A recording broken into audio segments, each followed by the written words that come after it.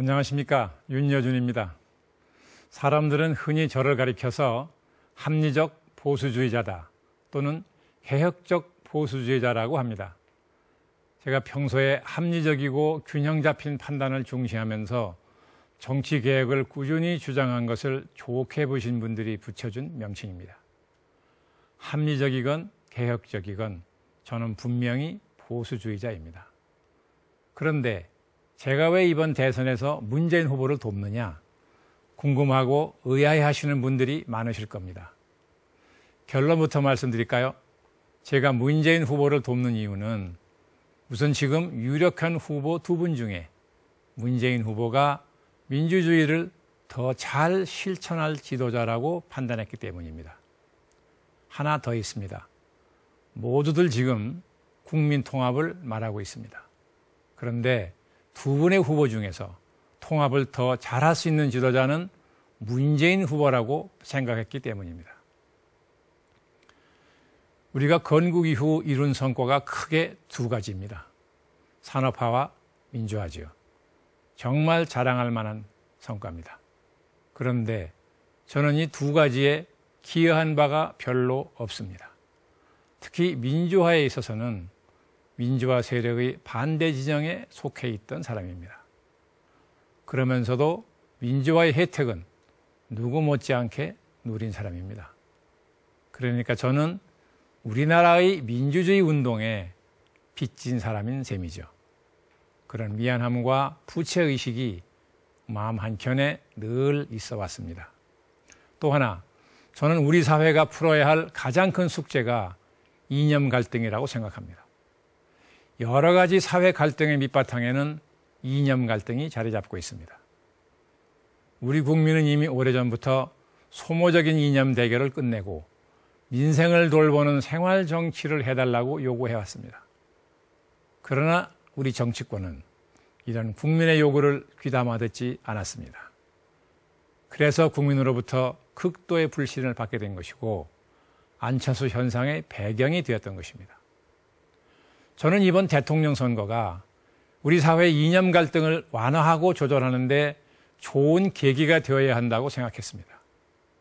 그러자면 이 일을 대통령 후보에게만 맡길 것이 아니라 이념의 경계선을 가로지르는 사람이 있어야 한다고 판단했습니다. 그걸 누가 하겠는가? 더 이상 얻을 것도 잃을 것도 없는 저 같은 사람이 적임자가 아닌가?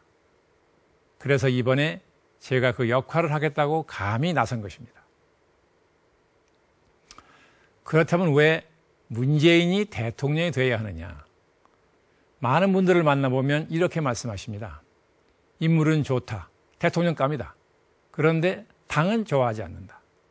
후보는 좋은데 친노는 싫다. 후보는 좋은데 대북 정책이 불안하다. 그래서 어쩐지 불안하다. 하지만 보수주의자인 제가 본 문재인은 달랐습니다.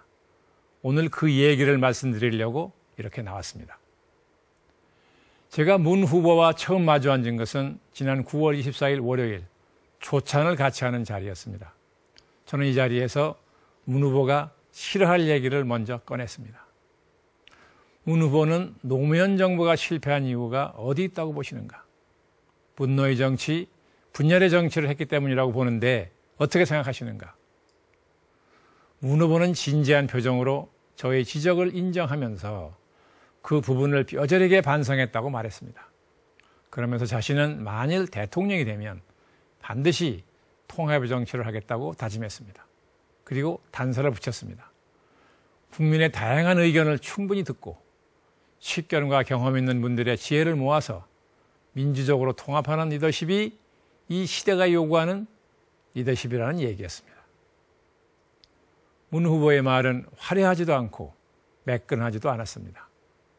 좀 투박한 듯 하지만 상대방 마음을 울리는 그런 진정성이 실려 있다는 느낌을 주었습니다. 저는 이어서 또 그가 싫어할 만한 얘기를 했습니다. 국민 통합을 한다면서 국민 현충원을 참배할 때 왜 이승만, 박정희 두 대통령의 묘소를 뺐는가? 통합의 관점에서 볼 때는 납득하기 어렵다.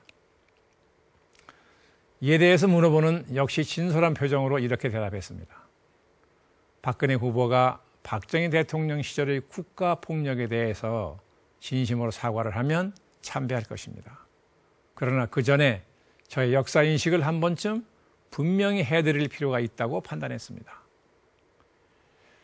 솔직히 저는 그 전까지 문 후보를 TV를 통해 받은 인상을 바탕으로 사람은 착하지만 어딘가 자기 중심이 약해서 주위 사람들에게 휘둘리지 않을까 하는 우려를 갖고 있었습니다. 그러나 그와 대화를 나누면서 제가 사람을 잘못 봤다는 것을 깨닫게 됐습니다. 요즘에 리더십 얘기를 많이 합니다. 그런데 명령하는 게 리더십이 아닙니다. 아랫사람을 마음대로 휘두르는 게 리더십이 아닙니다. 사람들의 이야기를 잘 듣고 그것을 잘 모아서 좋은 방향으로 함께 나아갈 수 있도록 하는 게 그게 진짜 리더십입니다. 그게 바로 민주적 리더십이죠. 겨우 2시간 얘기해보고 어떻게 사람을 잘 아느냐 할 수도 있습니다. 그런데 사람 중에는 10년을 가까이 있어도 속을 잘 모를 사람이 있고 또 반대로 몇 시간만 얘기해봐도 그 속을 잘 알 수 있는 사람이 있습니다. 문 후보는 처음 마주 앉은 사람에게도 스스럼 없이 자신의 마음을 열고 솔직하고 진지한 대화를 나누는 그런 지도자였습니다. 또 사람들에게는 무의식적으로 나타나는 게 있습니다. 둘이서 얘기를 나누는데 문 후보를 돕는 사람들이 왔다 갔다 해요.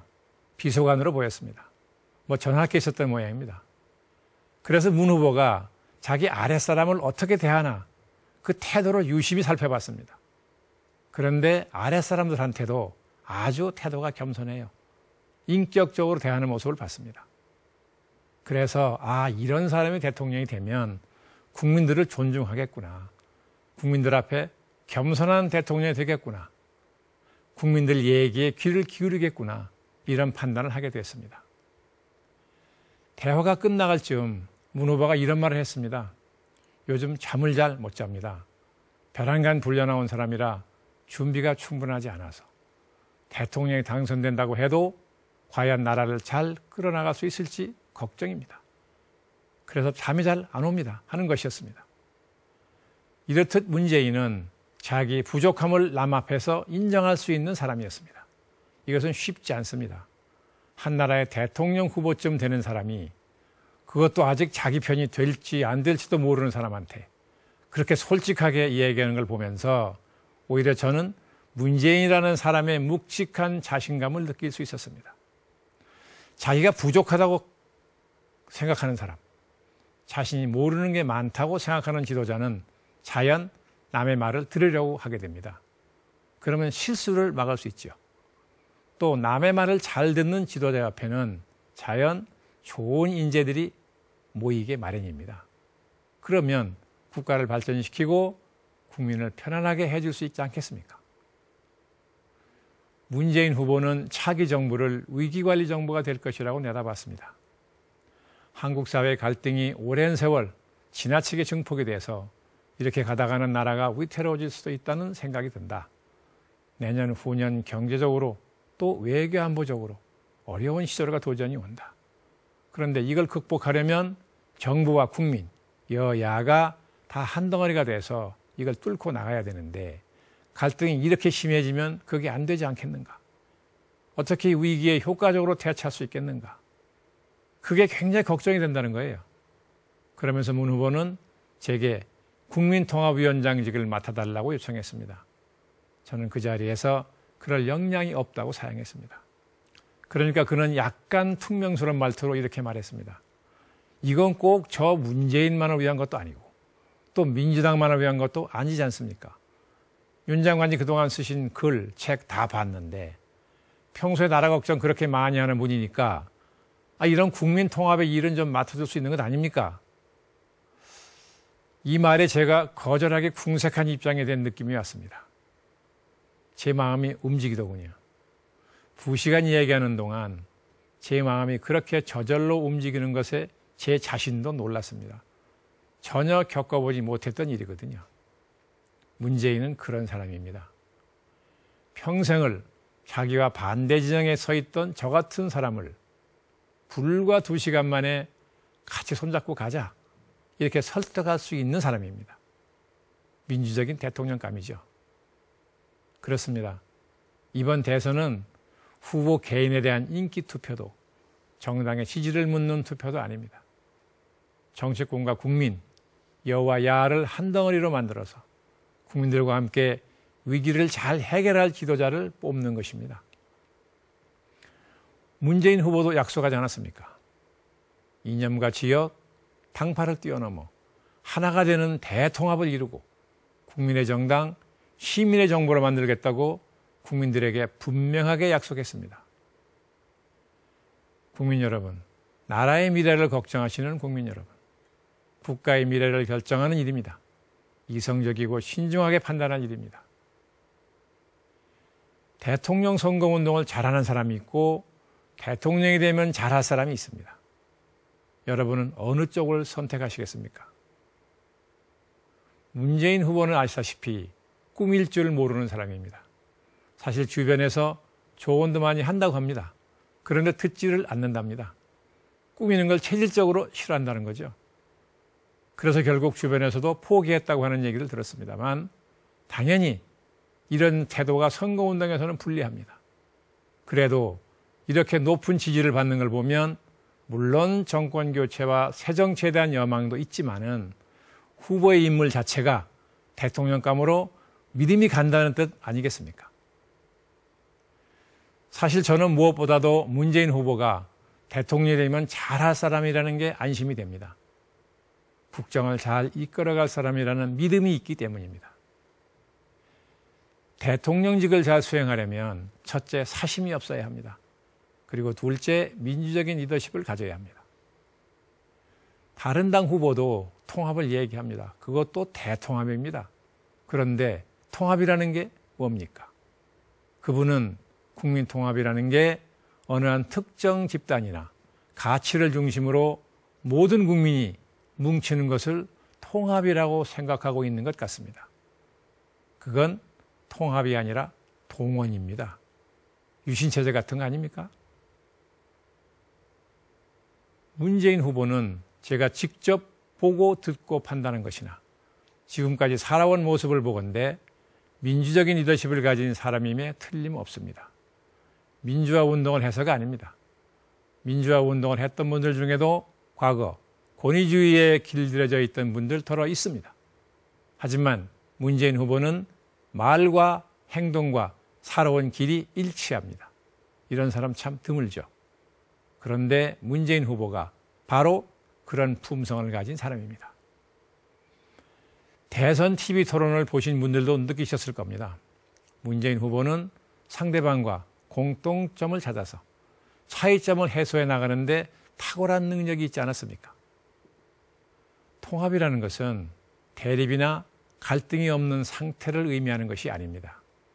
우리 사회에 여러 가지 가치가 존재하는데 지금까지 갈등이 심했던 것은 내가 추구하는 가치, 내가 가진 이념만이 진리다 라고 하는 이념적 폐쇄성 때문에 그런 거잖아요. 이렇게 해가지고는 공존이 안 됩니다. 당연히 통합도 안 되죠. 그런데 문재인 후보는 통합을 제대로 이해하고 있고 그리고 그것을 이루어낼 수 있는 유일한 대통령 후보입니다. 국민 여러분, 대통령이 갖춰야 될 능력은 당선되는 데 필요한 능력이 아니라 선출 이후 대통령으로서 이 일을 잘 할 수 있는 능력입니다. 중요한 것은 대통령 당선 이후의 통치력입니다.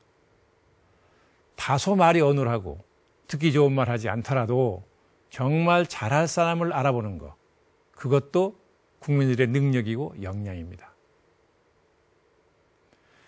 이제 우리 정치는 달라져야 합니다. 국민들에게 보수냐 진보냐 하는 것은 중요하지 않습니다. 국민들의 삶을 챙기는 생활 정치로 빨리 옮겨가야 합니다.